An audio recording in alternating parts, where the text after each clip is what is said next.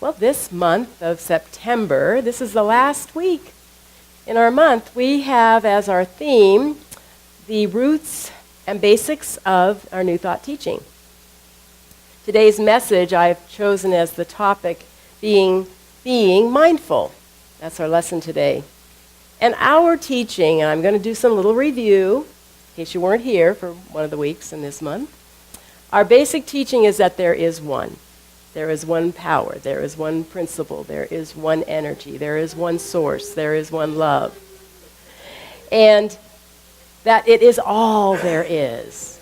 It is infinite in nature, and it is all. It has been, and it will always be. It is eternal. It is changeless.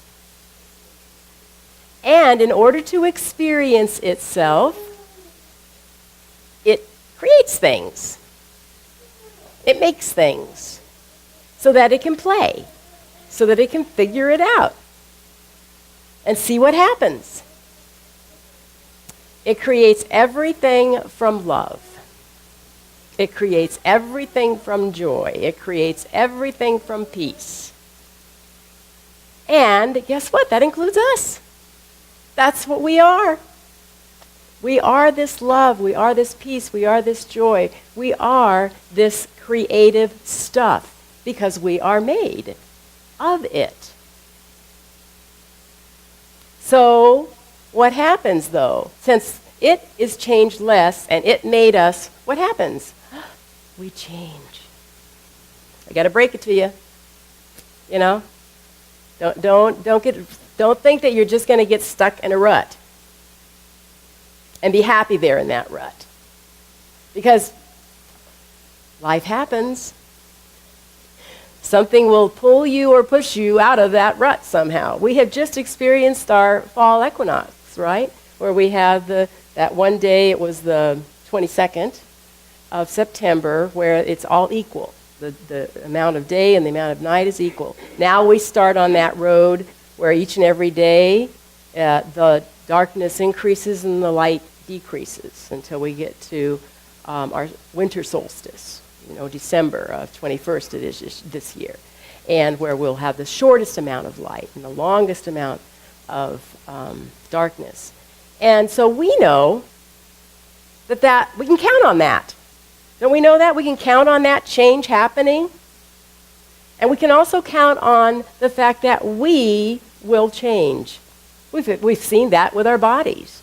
We see that from the beginning of conception, that our bodies started changing from the get-go, and they will continue to. Our minds, hopefully, our minds are changing. Our emotions change. The women, of course, they know we have this cycle type of thing that we go through, and men have it too. It's this emotions will come and go. So we have all of these things that going on changing in our lives. And yet we teach that there is oneness. That there is one mind. And this mind is the mind of God. When we think in the mind of God. They are not separate minds. There's one mind. And it dawned on me this week how much, many times we see. In fact, I was just reading the Daily Word today, and it says, I am with God, or God is with me. And I want us to think about that a little bit more and change that preposition from with. Because when you say with, it automatically connotates or indicates to. Really? Subliminally, it really does. But if you say in, of, or as, it's totally different. There is one. So in your prayers, when you have people that come up in your prayers and say, please be with, I'm changing that. I'm changing it to bless. Bless so-and-so. Bless this person. I know this person is in God. And whenever we give a blessing, a conscious blessing for someone else, That's energy. That makes a difference. That does something. So you bring up to mind the folks that you want to have blessed in your life, that you want to have them be a blessing. Ephesians chapter 4, verse 6 says, "One God and Father of all, who is above all and through all and in all." There's no word there of with. It's in and of. We, in our teaching, know that since we are in God and God is in us, there is no beseeching, there is no trying to get something done to a God outside of ourselves. We commune with this personal being inside of us.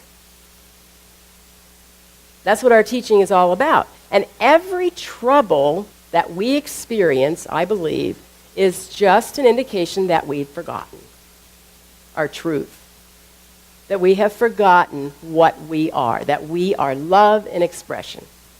And every time we indicate that we've got a thought about evil or hell, it basically is saying that I am separating.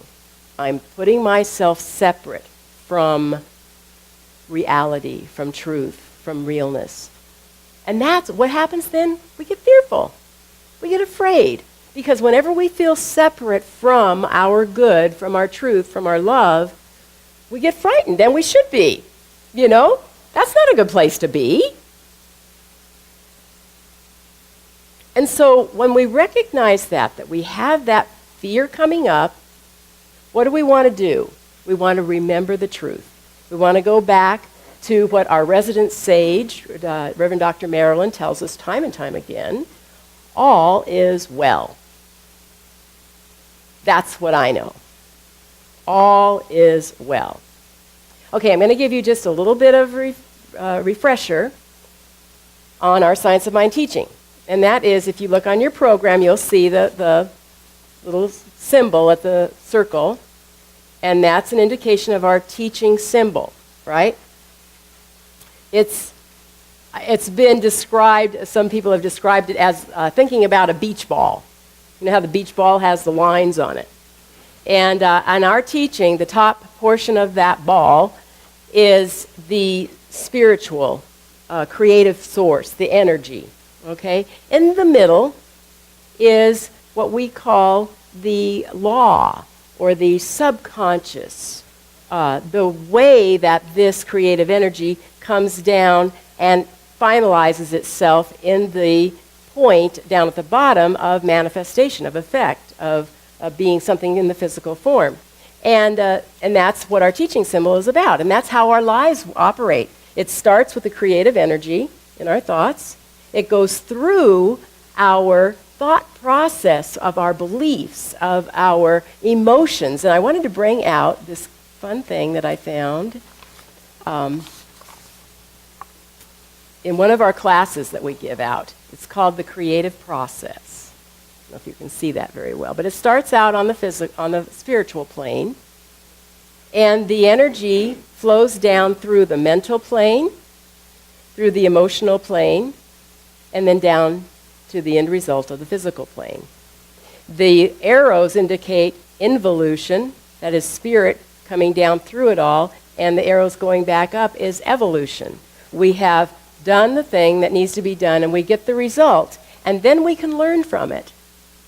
We can look back at it and realize, oh, that's where my stinking thinking created that weed instead of the flower that I wanted, or whatever. So that is the process of our creative energy. And the other thing I wanted to share, I just love this one. It's so fun. This is called the Coach to Everywhere. Do you guys remember this one? This one's so cool. So this one is about a coach, right? And it's got a little man that sits there. He's the driver. You see that?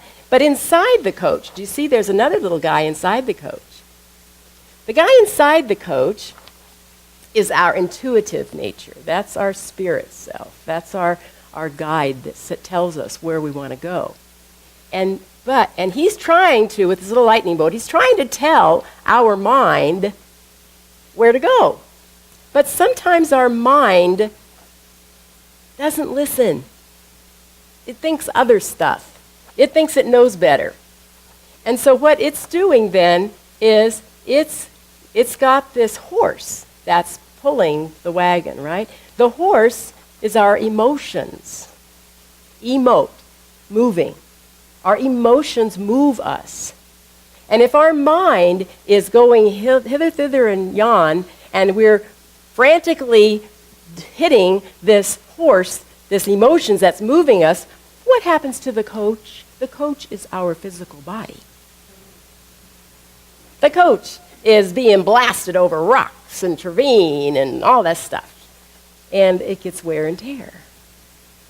So that, to me, is an easy way to remember that if we listen to our still small voice within us and remain calm and let our emotions carry us and take us to those positive experiences that the little man inside of us is trying to tell us, then our body, physical body, reflects that calmness. It reflects that state of being. So I just wanted to share that with you. That was just a little review, kind of fun thing. And let's see now, where am I? I've got all my papers messed up. Hang on a second. There's another piece of paper here I want to talk about. There it is. Okay, yes. So what we teach is that we want to be mindful. That's the topic today. Being mindful. Being says that we are. That we're what we are. That's what we are. Being. Every moment, every second, we are being. Breathe. It's okay. Relax. We are this eternal stuff. So no matter all the changes that happen in our lives, we will always, always be. Okay? Does that feel good? Does that feel safe? Does that feel happy? Does that feel like, okay, I got that covered? So I got it covered. You will always be. Okay? Now, the other word, though, that we're playing with today is being mindful. Being mindful says that I know what I'm thinking. I know the thoughts that are coming up in my mind, and I'm able to recognize if they are the truth. I am love, I am joy, I am peace, I am health. You are, that person is, no matter what they're doing, whatever they look like, they are love, they are truth, they are this expression of the divine. I have that choice in my thoughts, or I can choose to think otherwise. Something else, something less than. And when we come to this moment in time, when we are at that crux, when we are mindful, we can catch ourselves. We can realize that we are going down that road that says, what is with that person? What was I thinking? I guess I wasn't thinking. And we become aware of what we're doing, and we can make a new choice. That's why they call this New Thought Movement. We can make a new thought. We can change. We can get out of the rut that we have sometimes created our lives to be in. You see, in the Science of Mind textbook, Ernest Holmes talks about this idea that there is one mind, but there are two classifications of it. There is a conscious mind and there is a subconscious mind. And many times our conscious mind, we know what we're doing in that, right? But in our subconscious mind, that's below the surface. And many times we really don't know what is going on in our subconscious mind. Many times the way we find out is by the result of what happens in our lives. Because what happens in our subconscious mind is our true beliefs. The master teacher said, "It is done unto you as you believe." So we got to figure out, what are our beliefs? Are they true? Are they supportive of the way we want to be? And so we become more and more and more mindful of our thoughts and our subsequent feelings so that we know that we're on the right path. And we can choose again, if we're going down a path that's in a rut. We can choose to respond versus react.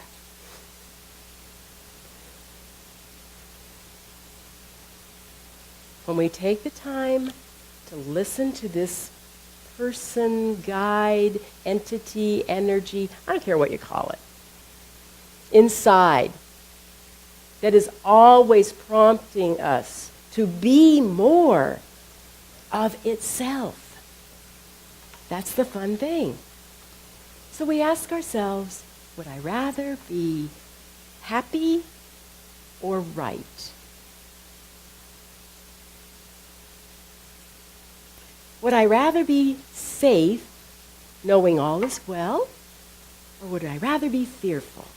Now let me think. That's a hard choice, isn't it? Just don't know which one I'm going to choose. I heard Lou Holtz this last week give a portion of a commencement speech that he was talking to graduates, college graduates.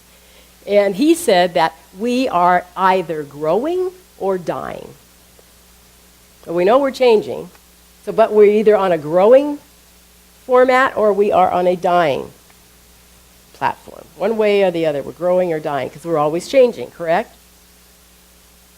He also said, don't tell people your problems. 90% of them don't care. And 10% of them are happy you got them. Well, I don't know about that. But we can choose to highlight, emphasize, reiterate, pontificate our problems. And what happens? The law of increase. We get more of it. The law says, oh, you like that? Okay, I'm going to give you more. And so that's how we become mindful of our thoughts, of our emotions, and allow ourselves to know the truth. That truly, truly, truly, we are love in expression. Only love is here, and all is well. And so it is. Namaste. Namaste.